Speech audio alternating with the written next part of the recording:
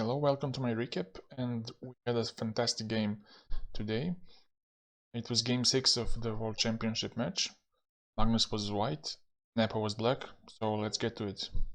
We had d4 again, knight f6, and I thought that we could get the same opening, the Catalan, as in the game 2, but after d5, Magnus went for g3 early on, and I thought maybe Nepo would play c5 and take on d4, but went for e6, trying to get the Catalan setup, and after bishop e7, castles. Now c4 would be the most common move, but now Magnus plays b3. And here Nepo chose to go for c5, after which Magnus took. Bishop c5 and now c4, very interesting, very early on. And now the point is that if black continues with knight c6, for example, then probably he would play bishop b2 or just capture on d5, that's more logical. And if ed, then we have some kind of Tarrasch with bishop b2 next and trying to occupy the d4 square. But I think that even knight d5 works here in this situation. But instead Nepo took on c4, and now white doesn't capture because black will just exchange queens and have a better structure in the end. So he uses little small tactics here. After dc4 he plays queen c2. And now the bishop is pinned, so the pawn on c4 is actually hanging on the next move. So black chose to play queen e7 to defend his bishop on c5, and now Magnus still doesn't take the pawn, he plays knight bd2. He wants to recapture on c4 with the knight. He doesn't want to expose his queen, so he wants to take it with the knight. And here Nepo doesn't accept the gambit, he plays knight c6. I'm not sure what would happen if he took on b3, knight b3, bishop d6, or bishop a3 also looks just fine. Of course, white has some compensation because the bad bishop on c8, and you might have something like knight e5 in the future, putting pressure on b7. Maybe that's why Nepo didn't want to get under that pressure. So he chose the ordinary move, knight c6, and now it's time to recapture on c4 with the knight. And now Nepo plays really nice move, b5, because now it's not very good to play knight fe5 to use this pin because of knight e4. And when the queen moves, then bishop b7, and one of the main goals of the Catalan is to eliminate this bishop, to exchange it for this bad bishop.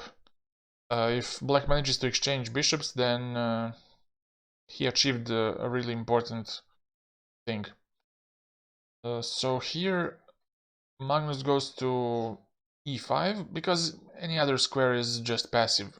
If it goes to e3, then again knight b4 would be quite strong with bishop b7, and black is even better, I would say. So Magnus chose knight c5, and here knight b4. Logically, he doesn't want to exchange on e5 because now there is a threat of knight c6. It's not possible to go bishop b7 because of the capture, and bishop on c5 hangs in the end. And if you try something like knight d5, for example, then knight c6 is quite strong, and if queen d6 to keep defending the bishop, then just e4. e4 is very strong. If the knight moves, then e5, and black is not able to defend the bishop anymore. Queen has to go to c7 or d7, and then the bishop hangs. So the only move here would be queen c6, but then ed5, and next move is going to be d6 if black doesn't take, and then targeting this rook. If he does take, then bishop a3 or bishop e3 is very strong. and black is simply losing a piece. So that's not happening, and black plays a very logical move. He plays knight b4, getting a tempo on this queen. After which white plays queen b2, which I think is very much forced, because if queen goes to b1, now after bishop b7, bishop e4 ideas come into mind, and that's really not a good position to be in. So to avoid this, I think that that's why white played queen b2, bishop b7, and now a3, trying to kick this very unpleasant knight from b4. The knight goes to c6, and now knight goes to d3. Because if it takes, now the bishop is very active, and unless you want to exchange bishops on the long diagonal, you cannot really activate your knight. So Magnus tries to keep this bishop really bad on b7. Now black goes to b6, and now bishop g5. Heading for some exchanges. He wants to give a bishop pair, but for a superior pawn structure on the king side. Now Nepo goes rook fd8. Here Magnus took on f6. Now the question is, should black take with the queen or with the pawn? Nepo took with the pawn, as you saw in the spoilers, but also queen f6 was perfectly nice, because knight e5 is not possible to use this pinned bishop, since bishop d4 is possible, and oopsie, white is getting this piece. So after this, the only thing that could make sense is to take on f6, and after gf to go for a4 maybe, but even after that, a6 seems quite solid with the bishop pair. I think black would be able to compensate this thing. So bishop f6, gf. Nepo wants to keep the queens on the board, so he has more dynamic potential. Now rook ac1, and now knight d4. A really concrete move, offering some trades on the board. Now Magnus took, bishop d4, and now queen a2 to defend the a2 pawn. And now black took, king g2, and now queen b7. And here king goes to g1, because moves like f3 are always somewhat weird because of weakening e3. And after rook c8, rook c2, maybe something like rook c8 would be kind of annoying. So he chose not to commit to any pawn moves on the king side, so he went for king g1, and here queen e4. Here queen c2, trying to somehow hold the c-file, but here black goes for a5. It's also possible here to go for rook c8 to give up two rooks for a queen. For example, if this happened,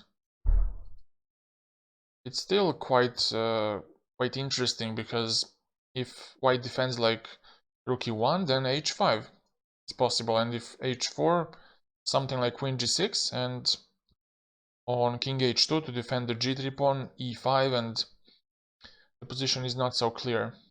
I cannot tell what would happen here. Black has a very nice dynamic potential with e4 and targeting f2.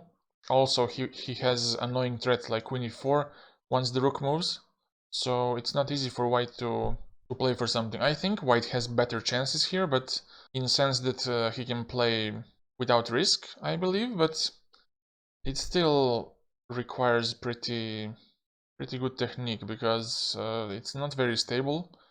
Knight on d3 is not ideally placed, and black might play push for f5, f4, which is quite annoying.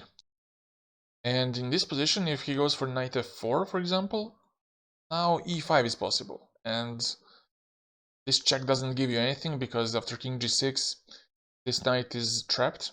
So after e3, after a move like e3, then you just capture, and that's just it.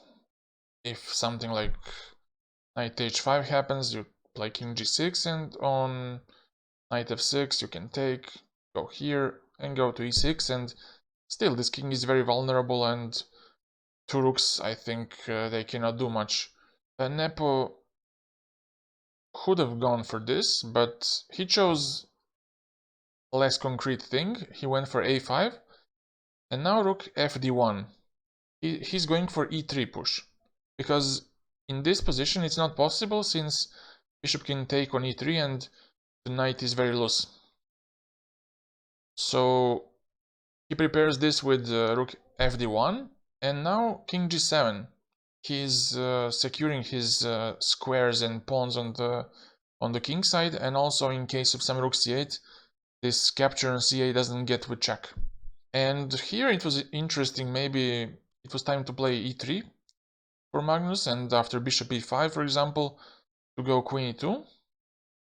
Maybe a move like h5 would be a good try for black.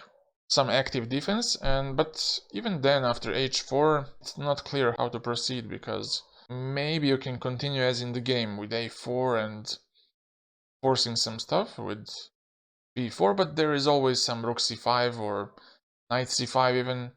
For example, in this case, moves like queen g4 are not really natural. You can exchange and basically play for a win forever, I believe.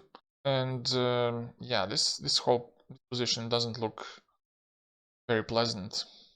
So maybe e3 was the better try. It's still objectively equal, but I think it's okay. But instead he went for rook d2. Kind of a waiting move, and now Nepo goes for rook ac8.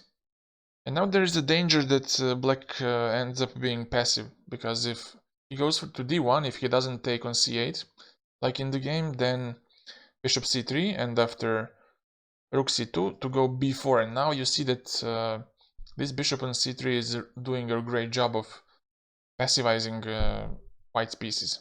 White would have to go with something like queen f1, queen g2 to somehow untangle, but even then black has just f5 and he can keep the tension. If queen takes fe, now the knight, which holds the position like a glue, has to go away, and it would become quite unpleasant for white.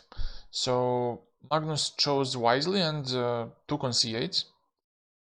We had this, and now queen d5, hitting this b-pawn, and in this position it's favorable for white to eliminate those pawns on the queen side, because his only issue here is that some of his pawns might hang at this point. If there are no pawns on the queen side, he can focus with all his pieces on the king side, get knight f4 and slowly target f7, or just play rook d8 next. If the queen goes to b7 and bishop goes from the d file, just play rook d8 and create some mating threats. But reality is quite different. White has some pawns on the queen side, so does black. And here b4 was played, basically forced, because he cannot defend the pawn. If he goes knight c1, then bishop f2 just wins. And yeah, b4 was the move here. And now a4, because if you play ab, you just say, you know what, let me help you solidify your pawn structure, because in this point after a4, a3 is weak. Now it can become a target by queen b3. White first plays e3, bishop e5 by black, and now h4. Here black responds with h5, trying to stop this pawn push, because it might become unpleasant once the pawn starts to run. Here king h2. He wants to avoid some checks on the first rank, and here black goes with bishop b2. For example, if he went with queen b3 here, the a3 is a target, and I think white would have to go knight e5, take, and go rook d7. After which black takes on a3, white doubles on the 7th rank to capture on f7. He could have gone for this and probably get a draw, but he went for bishop b2. He was more ambitious. Magnus plays rook c5. Probably that's what Nepo missed here. I forgot to mention that at this point they were in the severe time trouble, as you can see on the clock. But you see that Nepo had 14 minutes and still he missed this move. Maybe he was too focused on Carlsen's time, but here he played queen d6. It was better to go for queen d7 here. It gave better chances.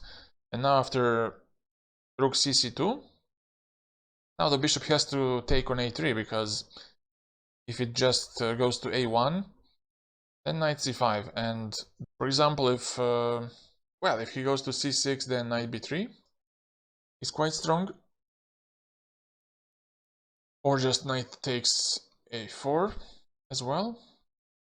If he goes to c7, if he goes to a7, then yes, you can just go rook d7 and slowly target the pawn on f7, like this. And in case of bishop takes a3, just rook a2, and still this is very, very awkward to meet because bishop is trapped. If e5 with the idea of rook a3, e4, getting back the piece,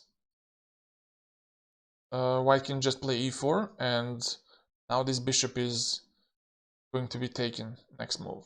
Instead he plays queen d6, and now Magnus plays in a couple of seconds rook d1. Instead, if he went for rook cc2, now in case of bishop a3, white has knight f4, and here he would play rook d7 next, take on h5 even, and create some massive problems for black. And also I want to mention that after bishop e5, for example, if he went back, now f4 is very strong and bishop has to go back to a1, but then knight c5, and the queen gets so passive that it's not possible to recover, and also the bishop is trapped as well.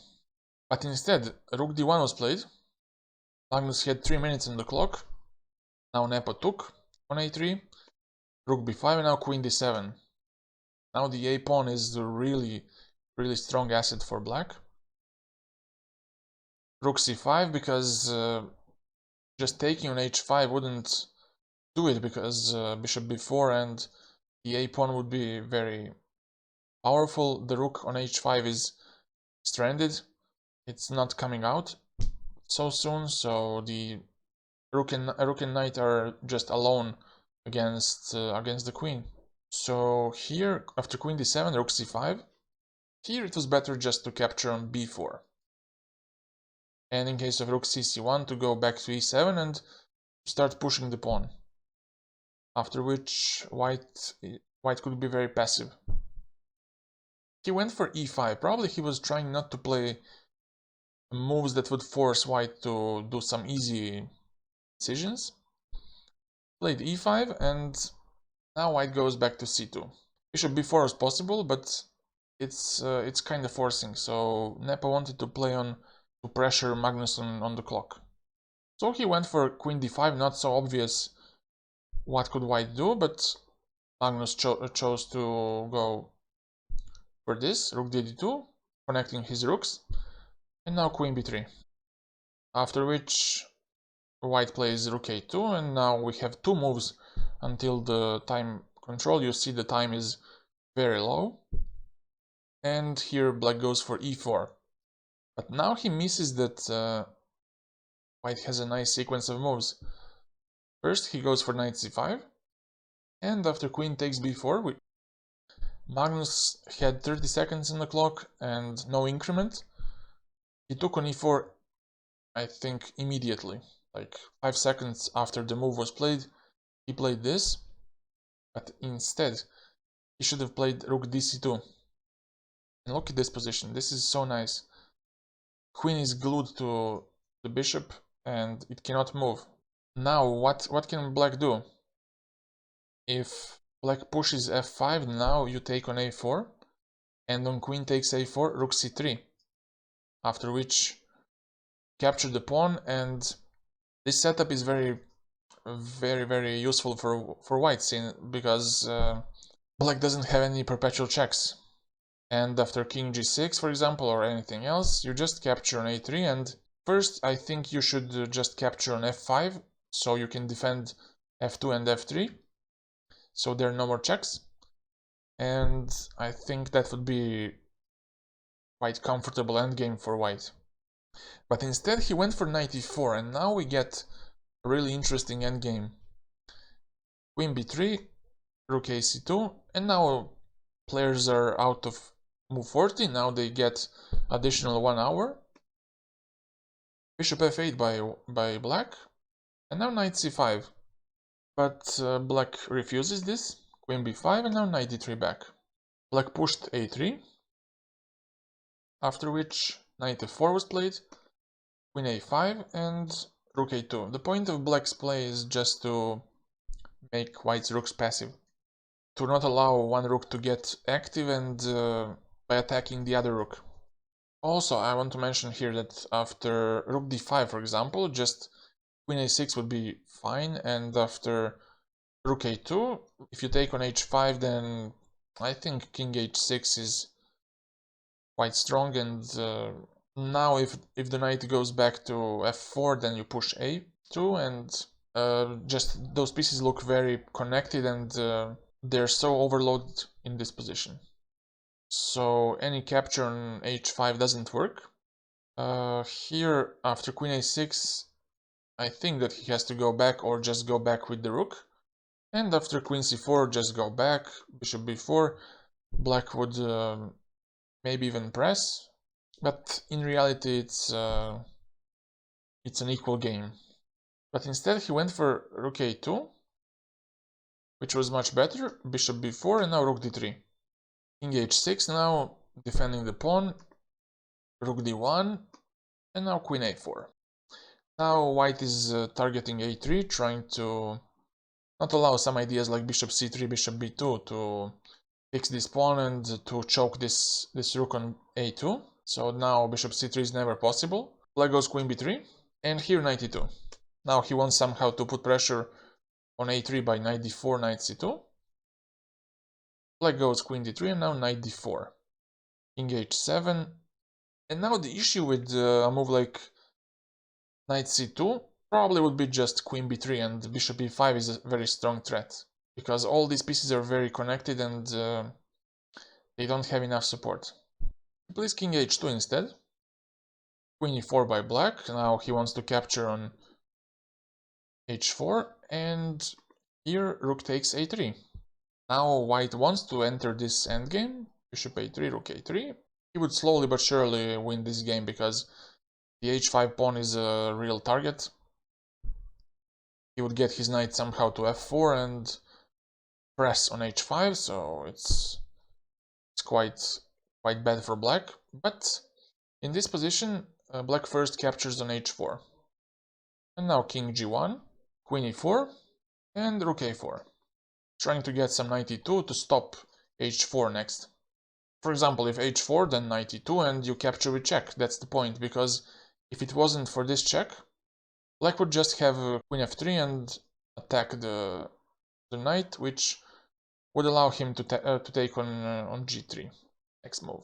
But since rook h4 is a check, it's not possible. So he goes for bishop e5, knight e2, and queen c2. After which Magnus goes here, queen b3, and king g2.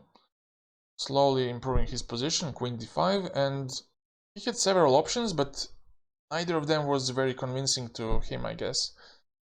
First one was e4.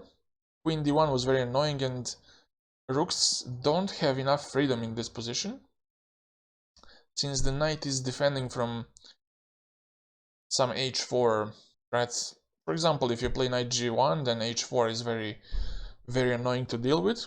And if you capture just queen g4 and on this bishop h2, now it's even slightly unpleasant for white, since he has to go to e2, queen f3, and these threats that force white to get to e1 and to the open field, so that's not gonna work. e4 is just too committal and closing the fourth rank for the rook. The second choice was to play king h2. After which black could probably play king g7. Maybe some move like knight f4 would be played, but still I don't see it as a big problem, since you can even capture on f4, and because of the rooks, because of the rook on a2, it's not possible to capture with the rook, which is the dream scenario for white, because it holds the f2 pawn and it can go to a6 next. Something like this, let's say queen e6 and just this. But unfortunately, this queen can take on a2 and that's just too bad. Because of those situations, and also in case of this, it's not possible to go for knight d4. It's not very promising because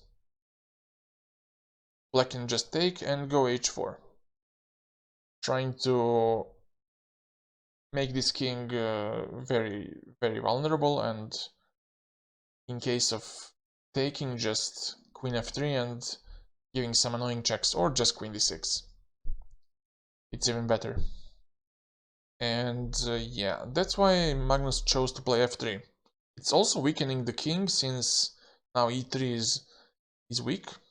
Queen d1 by Nepo, and now in case of king f2, now he has queen h1, and unfortunately for white, rook h4 is impossible because of bishop g3.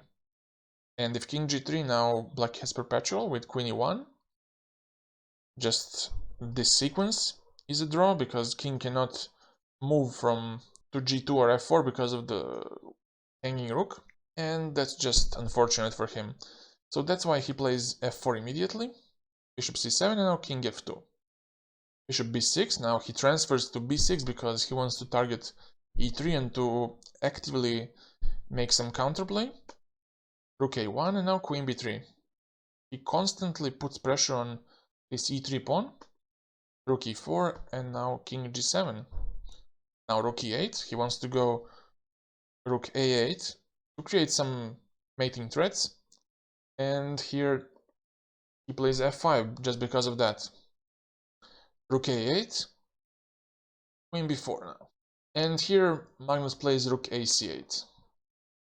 If he tried something like rook a b8 to pin the bishop, it would not be very useful because of a move like queen b3, and it's not easy how to continue this. If the rook moves from the 8th rank, black always has bishop e3 and wins the rook. So he tries for this. Bishop a5 now, he wants to go queen e1 check and to pick up this knight. Magnus just goes back, bishop b6, and now rook e5, targeting the e5 and still keeping an eye on e3. Queen b3, and now there was a slightly tricky moment in the position.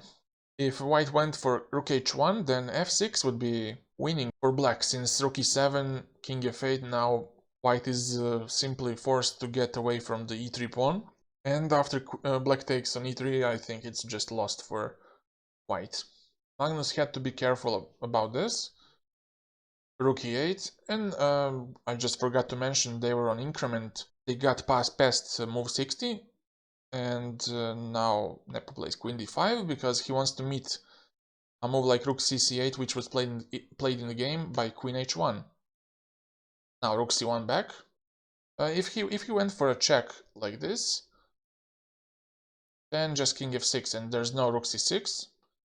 So in case of this, he allows this check.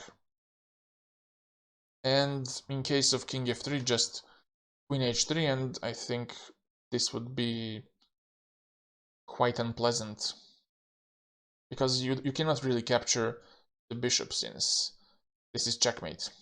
Here rook c1 was played, queen d5 back, and now rook b1, trying to dislodge this bishop, bishop a7, and now rook e7, preparing rook bb7, and that's why black plays bishop c5, trying to attack this rook with a tempo, rook e5, and now queen d3, defending this pawn and attacking the rook on b1. So rook b7, trying to get to tickle this pawn on f7, after which queen c2 was played.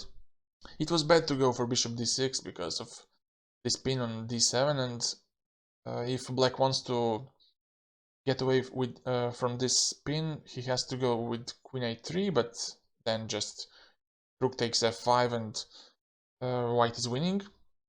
And if king f6, then just rook a5, and this pin looks eternal to me. If king e6, just rook a7, and now even f7 pawn is very loose. I think black is just lost here.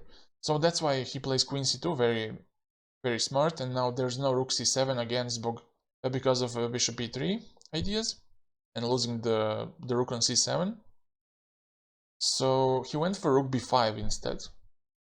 Bishop a7 and now rook a5. Bishop b6, they repeat moves because Magnus wants to gain some time. And now he takes on f5. After which Nepo plays queen d3. And now white doesn't defend the pawn because it's really useless since bishop e3 is a move, and if rook takes, queen b5. But here Magnus tries to continue playing for a win and plays rook takes f7, which is a very nice move, leads to a very complex endgame. According to table base, a draw, but very tough to defend after this. Rook b7, king g6, rook a7. Now queen d5 was played. And now I think this check was slightly imprecise, rook a6, because after rook a6, black had a chance to go for king f5 and to infiltrate into white's camp. But Nepo chose to defend passively by king h7, rook a1 now. King g6 back, knight d4. Now he's making some kind of fortress. The king cannot get into f5, g4. All the pawns are safe. So now he just tries to shuffle around and slowly push his pawns. Queen b7. Now all these moves are quite fine by both sides. Queen h1 and now rook a6, king f7, knight f3. Now this knight is a very good defensive piece, but it's a question how white can advance his pawns without weakening his king that much that it's not possible to avoid perpetual check. And also white has to be careful that he doesn't run into some fork. Queen gives a check and white loses the rook. Still, white has to be a bit careful, but not that much. Rook d6, king g7, and now rook d5. White is a bit wandering around. Now white wants to push e4, but by queen b6 Nepo doesn't allow him. Rook c2, and we have a couple of more moves. I will just skip a bit. Rook c7, king f6, and now one more check. Knight f3, and after a bit more shuffling, we get this check. Knight f3 back, queen b1, and now rook d7. Now he's on the right track. Now white's plan is to go knight g1, knight e2, and rook d4, and to start pushing the e pawn. So Nepo goes for this. He cannot stop this. Just to be clear, he could have gone immediately for rook d4, but he wants to buy himself some time. Rook d1, and now after queen b3, rook d6, rook d4 eventually, and he goes to e2, and now he starts pushing the pawn. After 30 moves of shuffling, he eventually pushed the e4 pawn, not risking getting the 50 move rule without pushing the pawn. So Nepo tries queen h1, rook d7, king g8, and they shuffle quite a bit, and now white makes some progress because now he gets his king to e3, and funnily enough, black doesn't have any checks. So he plays h4, trying to open up the position. He takes queen h3, and now he takes this pawn on h4, and we reach this endgame, which is a table-based draw, but it's very tough to hold. I mean, in practical terms, it's almost impossible to hold such an endgame, especially with several minutes on the clock. It's basically impossible. And here Magnus improves his position. He makes some moves, trying to get some kind of fortress. Knight goes to g3, which is very nice for him. Queen d2, and now king f3, queen d1, rook e2, queen b3, and goes back to g2. And practically black doesn't have any checks. King is ready to go to h3. He can start pushing the e pawn. Queen b7 now, rook d2, and now he gets his rook to d5 because he wants to go with his king up the board, and eventually if some queen check goes from this side of the board, queen g7 eventually, or queen g6, that he can somehow defend. And also he's closing the diagonal for the queen. That's useful as well. Now king e7 by black, rook e5, king f7, rook f5, and now king e8. Now, because the rook is safe, now you can push the pawn, queen a2 and king h3. And you can see that white made some visible progress. And now actually 2 moves make a draw. Just 2 moves. But Nepo didn't find it. He played queen e6. After which black is very passive. The only 2 moves that make a draw in this position are queen c2 or queen b1. And the point of these 2 moves is that after queen b1, king h4, you can just go queen e1 and hold this king prevent this king from advancing. If rook g5, then just queen f2. These pawns are looking very clumsy. If f5, then queen e1, and if e6, then just king e7. This is very complex. I cannot really cover all the details of the endgame, but I think with the queen from behind, I think it will be much tougher to pose some problems to black. Actually, that's insane to find such a move like queen c2 or queen b1. I mean, why not queen d2? I don't get it. So I cannot really go into too much depth because I don't understand it. He went for queen e6, but now after king h4, black is just passive. White's king just gets so close to the edge of the board. Now he gets knight h5 next, and after this check, knight h5, queen h7, and now even e6 comes. Now you cannot capture the rook because of knight g7 and capturing the queen. So after e6, Nepo tried with queen g6, but now rook f7 is very nice. And again, you cannot capture on e6 because of this, and you get a pawn endgame, which is winning, and so on and so on. Now white wants to go knight g7 or knight f6 and push e7, so if black tried with something like queen h6, now f5 would be quite good, and knight g7 next. If the queen moves from the h file, something similar what happened in the game, and after king d8, f5, queen g1. Now he tried to give some checks on the h file, but after knight g7, the king is just going to go up to g8, and e7 is going to happen. Let's give some checks first.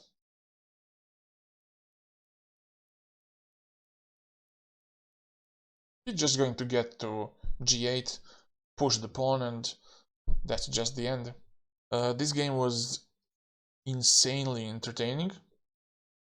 In the beginning it didn't promise too much, because it seemed like a very drawish, very dull position, but with after rook c8 it became really interesting, really imbalanced, and now we get a really interesting match, because now we cannot expect every game to be a draw, every game to be as solid as the previous ones. So I'm looking forward to the next games. Thank you so much for sticking by for so long. This was the longest recap I've ever done, so if I made any mistake, please let me know in the comment section, and we will discuss it. Have a good day. Bye.